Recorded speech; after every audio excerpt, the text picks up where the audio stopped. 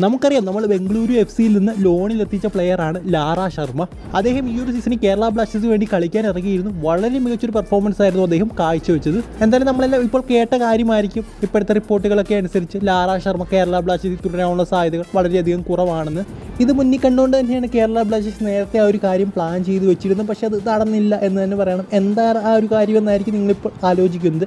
എന്തായാലും അതെന്താണെന്ന് ഞാൻ പറയാം. നമുക്കറിയാം ബംഗളൂരു FC-യിൽ നിന്ന് ലോണിലാണ് ലാറ ശർമ്മ വരുന്നത്. അതുകൊണ്ട് തന്നെ ലോൺ കഴിഞ്ഞാൽ ഒരുപക്ഷെ തിരിച്ചദ്ദേഹത്തിന് ബംഗളൂരു FC-യിലേക്ക് പോകേണ്ടതായിട്ട് വരും. ഒരുപക്ഷെ അദ്ദേഹത്തിന് പ്ലേയിങ് ടൈം ഒന്നും കിട്ടിയില്ലെന്ന് വെക്കുക, അദ്ദേഹത്തിന് കളിക്കാൻ അവസരം കിട്ടിയില്ല, അല്ലെങ്കിൽ അദ്ദേഹത്തിൻ്റെ കളിച്ച പെർഫോമൻസ് മോശമായെന്ന് വെക്കുക, അദ്ദേഹത്തെ ബംഗളൂരു FC വേണ്ട എന്ന് വെക്കുക. അതായത് കേരള ബ്ലാസ്റ്റേഴ്സിൻ്റെ ബുദ്ധിയും അത് തന്നെയായിരുന്നു. അതായത് അദ്ദേഹത്തെ കളിപ്പിക്കാതിരിക്കുക, അതായത് മാക്സിമം കരൺജിത്തിനെയും അതുപോലെ തന്നെ സച്ചിൻ സുരേഷിനെയും വെച്ച് ഈ ഒരു സീസൺ കളിപ്പിക്കുക. എന്നിട്ട് അടുത്ത സീസൺ വരുമ്പോഴത്തേക്കും അദ്ദേഹത്തെ പെർമനന്റ് ഡീലിൽ സൈൻ ചെയ്യുക, അതായത് ലാറ ശർമ്മ സൈൻ ചെയ്യുക എന്നായിരുന്നു മാനേജ്മെന്റിന്റെ ബുദ്ധി. ആ ഒരു സമയത്താണ് സച്ചിൻ സുരേഷിന് പരിക്കുവരുന്നത്. അതുപോലെ തന്നെ പകരക്കാരനായിട്ട് വന്ന കരൺജിത്തിന്റെ പ്രകടനം അത്രത്തോളം മികച്ചതല്ലായിരുന്നു.